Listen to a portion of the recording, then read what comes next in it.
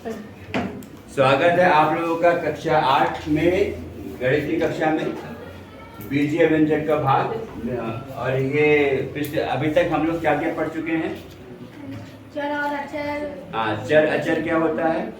फिर हमने बहुपदीय व्यंजक का घात निकालना सीख चुके हैं। एक पदीय व्यंजक से एक पदीय हाँ, एक पदीय व्यंजक से एक पदीय व्यंजक का भाग। फिर हमने ये भी देखा है division of polynomial term, monomial term, यानी बहुपदीय व्यंजक को एक पदीय व्यंजक से भाग करना सीखा है अभी तक। ठीक है, अगर मैं इसी पे एक उदाहरण लेता हूँ, आप ही की किताब अभ्यास 5B का प्रश्न 2 का क है, प्रश्न 2 का क जो ये आपसे कह रहा है। तो चेक करते हैं, एक आपका यहाँ पे रिवीजन हो जाए, देखते हैं कौन बच्चे इसको कर पाते हैं। 9z की पावर 5 प्लस 12z की पावर 4 माइनस 6z स्क्वायर में 3z स्क्वायर से भाग देना। ये आपकी किताब प्रश्न 2 का ए पार्ट है, अभ्यास 5B। कृपया बिल्कुल बातें न करें।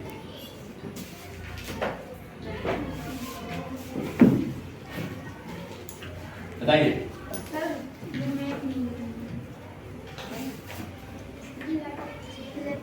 ठीक है, चलिए देखिए यहाँ पे क्या हो गया, 9z स्क्वायर प्लस 12z की पावर 4 माइनस 6z स्क्वायर में 3z स्क्वायर से भाग करना। ये कैसा है बेटा, ये आपके पास बहुपदीय व्यंजक है, इसमें 3 टर्म है और हमें किससे भाग करना है? 9z की पावर 5 प्लस 12z की पावर 4 माइनस 3z स्क्वायर। अगर देखा जाए तो इसकी डिग्री क्या होगी? 5, क्योंकि यहाँ पे 3 टर्म दिख रहे हैं। 3 पद है, एक 9z की पावर 5 है, दूसरा प्लस 12z की पावर 4 है, माइनस 6z की पावर 2 है। तीनों टर्म में सबसे अधिकतम घात 5 है, इसलिए इसकी घात, इस पॉलिनोमियल की घात, बहुपदीय व्यंजक की घात 5। भाग दिया 3z स्क्वायर। 3z स्क्वायर क्या है आपके पास? ये मोनोमियल टर्म है, ये हम बता चुके हैं, फिर भी अभी इसकी आवश्यकता पड़ेगी अगले भाग में, तो मैंने कहीं आपको करवा दिया जाए। 9z की पावर 5 कॉपी में लिखते चलिए, माइनस 6z स्क्वायर को हम भाग दे रहे हैं 3z स्क्वायर से, तो जाएगा 9z की पावर 5 अपॉन 3z स्क्वायर, क्योंकि 3z स्क्वायर तीनों टर्म के नीचे है। 3z स्क्वायर तीनों टर्म के नीचे है, यानी इसको हम क्या करेंगे, अलग अलग भाग करेंगे। अब अलग अलग भाग करेंगे तो ये किस प्रकार का प्रश्न बन गया है बेटा? एक पदीय व्यंजक का एक पदीय व्यंजक से भाग। इसी प्रकार आप लोग अभ्यास 5A में अलग अलग प्रश्न किए थे, और जैसा आपको बताया है, चर को चर से, अचर को अचर से, चिन्ह को चिन्ह से, वेरी गुड, चिन्ह को चिन्ह से। 3 4 जा 12, 3 2 जा 6, साफ साफ दिख रहा है।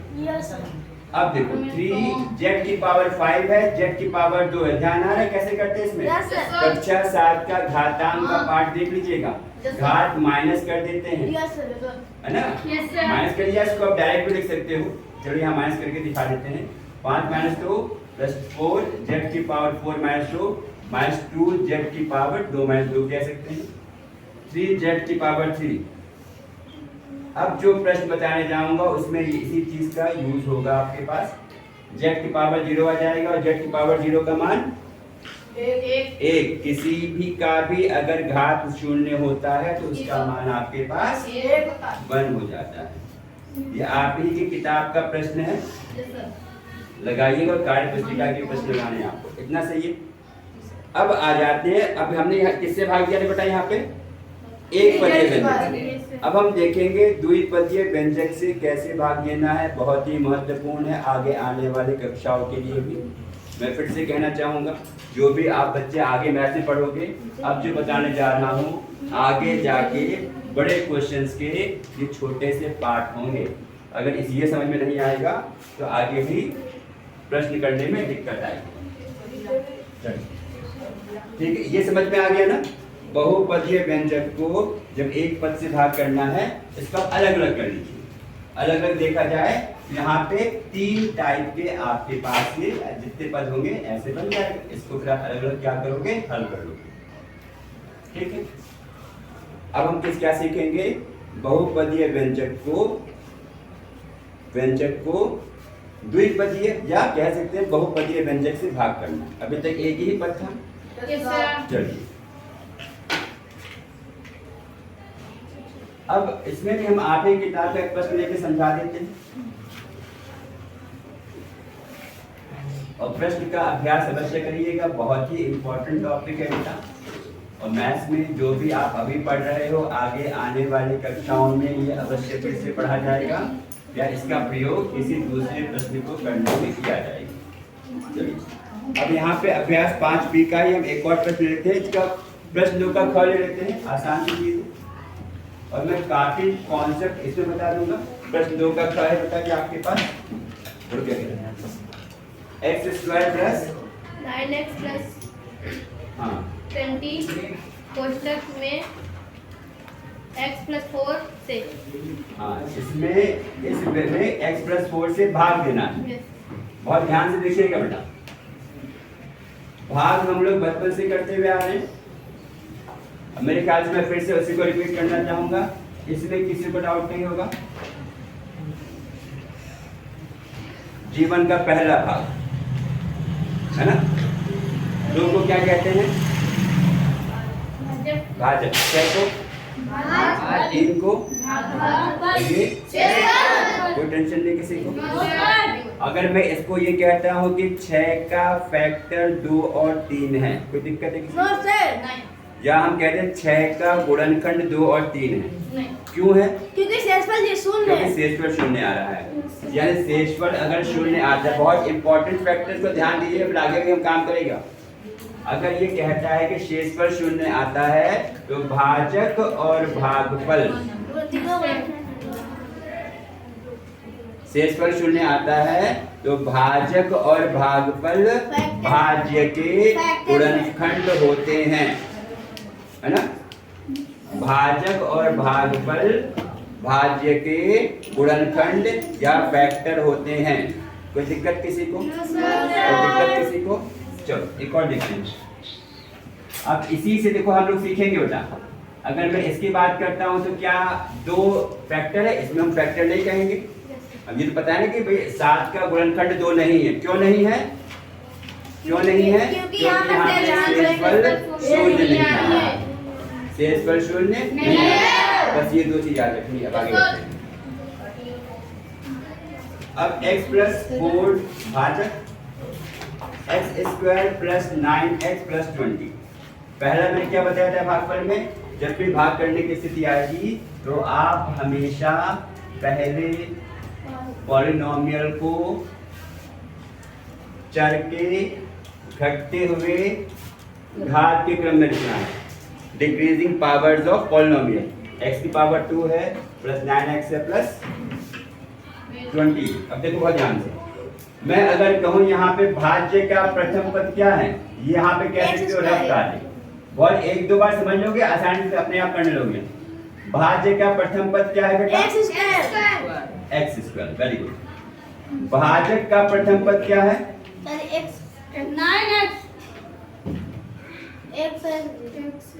हमने बोला क्या है बेटा? भाजक का प्रथम पद, भाजक क्या है?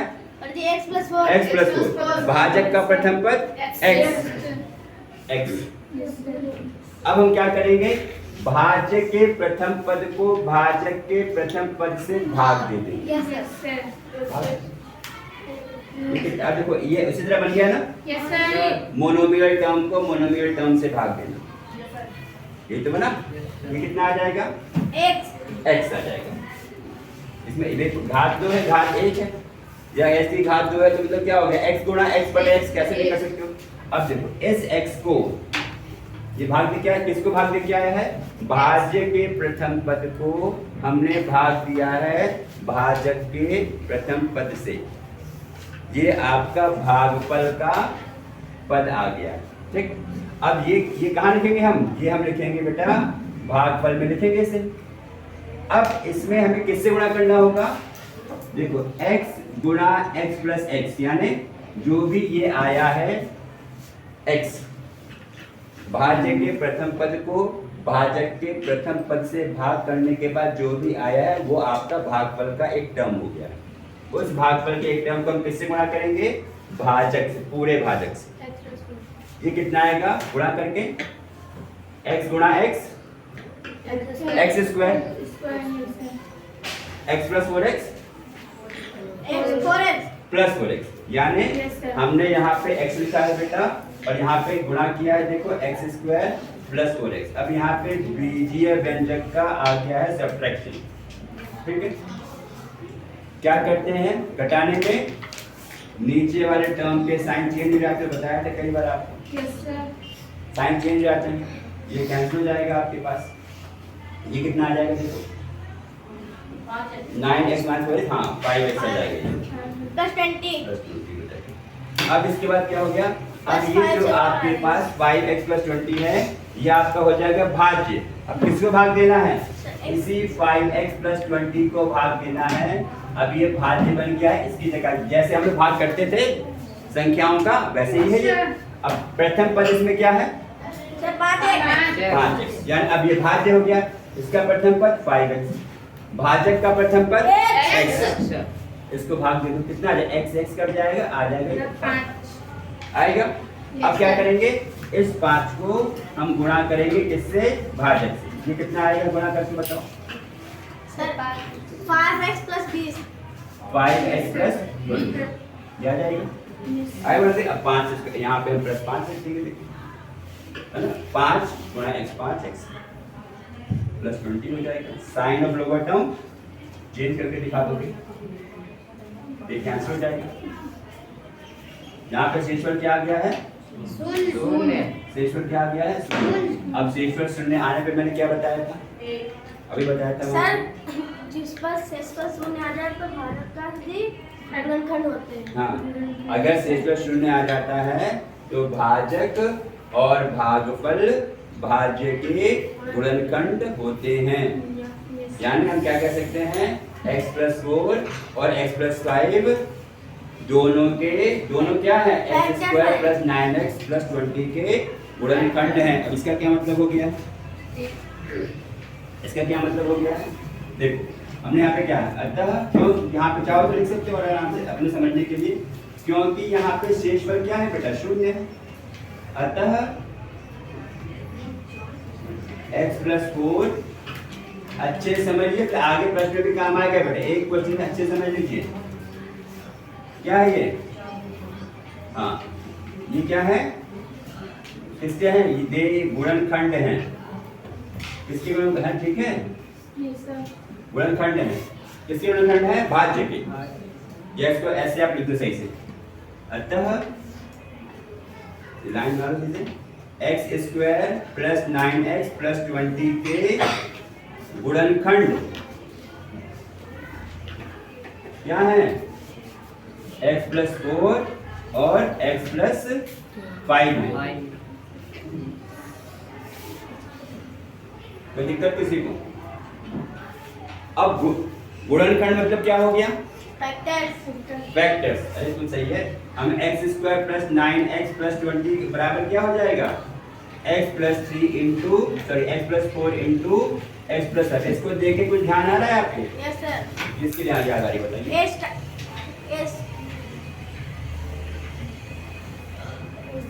इसको देख के दो चीज हम सीख सकते हैं, देखो बहुत ध्यान से। अभी परसों ही पढ़ाया था x plus a into x plus b, याद आया?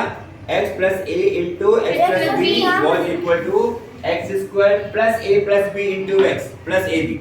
बन रहा है देखो। a प्लस b करेंगे तो 4 प्लस 5 9 आ रहा है, a b करेंगे तो 20 आ रहा है। यहाँ से और हम क्या सीख सकते हैं बेटा? यहाँ पे हम कि जो अगर यहाँ पे शेषफल शून्य है तो क्या कह सकते हैं? भाज्य बराबर भागफल गुणा क्या कह सकते हैं? भाजक। सही है?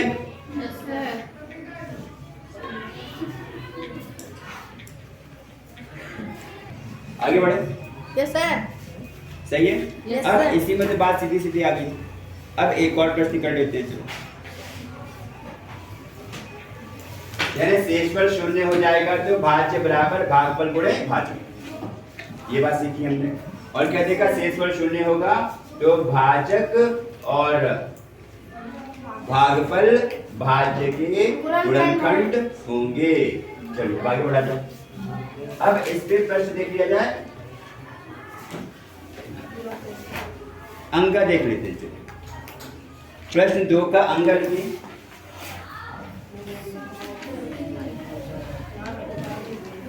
ये जो आप यहाँ पे लिख रहे हो बेटा रफ कॉलम में, जब शुरुआत में करोगे तो थोड़ा ध्यान देना पड़ेगा। जब एक बार प्रैक्टिस में आ जाएगा तो इसको लिखने की आवश्यकता नहीं, आप इसको अपने आप भी कर सकते हो, ठीक है। अब इसी तरह प्रश्न 2 का अंग करते हैं। अब देखते हो इसमें आपके पास शेषफल शून्य आता है कि नहीं आता, तो उसमें क्या कंडीशन बनती है, बोलो बेटा। 3x cube 3x cube plus 4x square plus 5x plus 18 में x प्लस 2 से x प्लस 2 से भाग देना है, x प्लस 2 से इसको भाग देना है। अब देखो इसमें वही काम करना है, बिल्कुल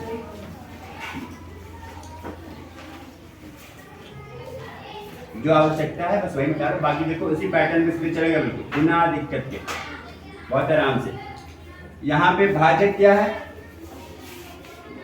भाजक क्या है यहाँ पे, x प्लस 2 से भाग देना है ना, इससे भाग देना है, x प्लस 2 से x प्लस 2 से भाग देना है, तो वही आपका भाजक हो जाएगा।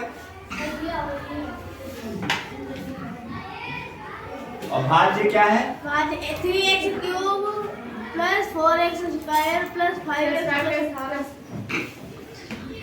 अगर मैं कहूँ भाज्य की घात कितनी है, 3x क्यूब, भाज्य की घात कितनी है, 3x क्यूब, भाज्य की घात कितनी है, पावर 3 है, तो डिग्री ऑफ द पॉलिनोमियल तो 3 ही होगा। बट 3x क्यूब में जो चर है उसकी हाईएस्ट घात, उसकी हाईएस्ट पावर। अब देखो बिल्कुल है, हमने चेक किया, जो आपके पास पॉलिनोमियल है वो डिक्रीजिंग पावर ऑफ x में, डिक्रीजिंग पावर ऑफ वेरिएबल में, जो भाजक है वो भी उसमें भी आपका डिक्रीजिंग पावर ऑफ वेरिएबल, यानी जो चर है उसके घटते हुए क्रम में उसकी घात। पहला स्टेप मैंने क्या बताया था, अभी क्या बताया था, भाज्य का पहला पद, क्या बताया था, भाज्य का प्रथम पद, सही है। उसके बाद क्या बताया था, भाज्य का प्रथम पद क्या है, x। अब हमने क्या बताया था, भाज्य के प्रथम पद को भाग देना है भाजक के प्रथम पद से, कितना आ जाएगा, 3x। ठीक, अब हमने क्या बताया था, जो भागफल का जो पहला पद 3x आएगा बेटा, इसको किससे गुणा करना है, भाजक से गुणा करना है। ये कितना आ जाएगा, ये कितना आ जाएगा, यहाँ पे 3x क्यूब है बेटा, यहाँ पे ये 3x क्यूब दिखा रहा है। जब 3x क्यूब को भाग दोगे तो 3x स्क्वायर ही आ जाएगा। अब जब 3x स्क्वायर में आप x प्लस 2 की गुणा करोगे, ये कितना आएगा, 3x क्यूब। बहुत ध्यान से देखिएगा, बहुत महत्वपूर्ण चीज है बेटा। अगर ये समझ में आ जाएगा तो आगे आने वाली कक्षाओं में आपको प्रश्न करने में आसानी होगी। Sir 3x square cube 3x cube plus 6x square. और हमेशा ये भी ध्यान देना है कि हर एक भाग में कम से कम एक टर्म आपका कैंसिल हो जाना है। हर एक भाग करने में कम से कम one term will be cancelled out, एक टर्म आपका एलिमिनेट हो जाएगा। किससे गुणा करेंगे इसमें, 3x स्क्वायर से, 3x लिखिए क्या गुणा करके, x क्यूब प्लस क्या होगा 6x स्क्वायर, ठीक है।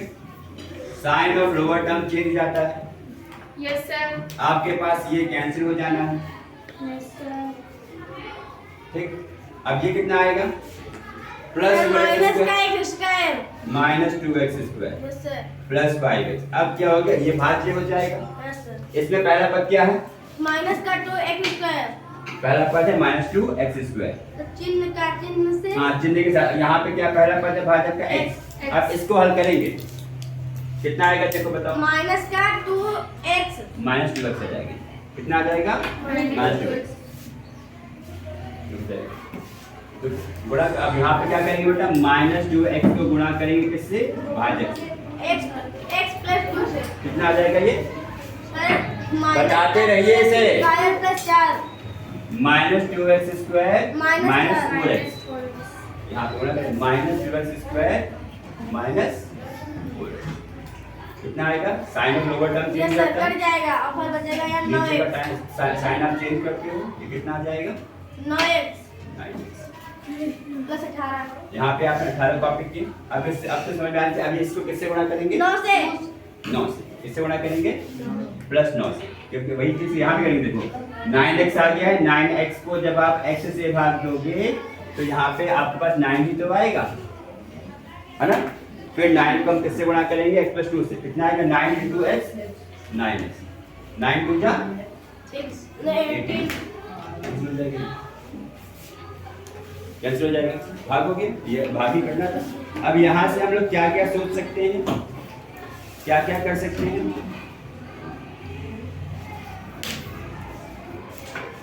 बताइए। इसमें शेषफल शून्य आ रहा है, मतलब x प्लस 2 और 3x square minus 2x plus 9 इस 3x इस cube plus 4x square plus 5x plus 18 भाजक और आपका भागफल भाज्य के गुणनखंड है। क्या बताया था यहाँ पर ऋषभ कि जो आपका भाज्य है, भाज्य प्लस 5x प्लस 18 भाज्य बराबर भाजक गुणा भागफल। स्क्वायर माइनस 2x प्लस 9 ऐसा होगा कब? जब शेषफल शून्य होगा, शून्य होगा। नहीं तो प्लस 1 करेंगे। इसी पर आधारित अभ्यास 5b के और प्रश्न 2 लगाइएगा, ठीक है? इसके बाद अगले वीडियो में हम इसी से कंटिन्यू करेंगे और वो प्रश्न देखेंगे जिसमें भागफल आपका शून्य नहीं आता, ठीक है? चलिए घर जाइएगा, अभ्यास करिएगा, फिर मिलेंगे अगले वीडियो में। धन्यवाद।